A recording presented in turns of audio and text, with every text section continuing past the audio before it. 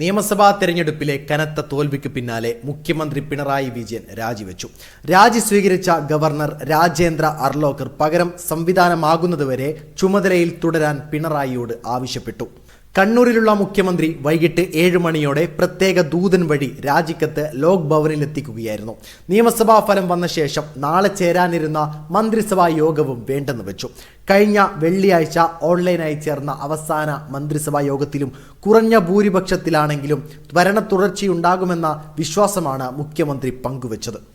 ഈ വിശ്വാസത്തിലായിരുന്നു ചൊവ്വാഴ്ച വീണ്ടും മന്ത്രിസഭാ യോഗം ചേരാമെന്ന് അറിയിച്ചതും.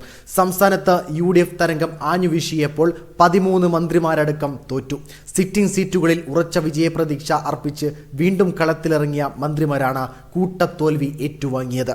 മുന്നണി കൺവീനർ TP രാമകൃഷ്ണൻ പേരാമ്പ്രയിൽ മുസ്ലിം ലീഗിലെ ഫാത്തിമ തഹ്ലിയയോട് 5087 വോട്ടുകൾക്ക് തോറ്റു.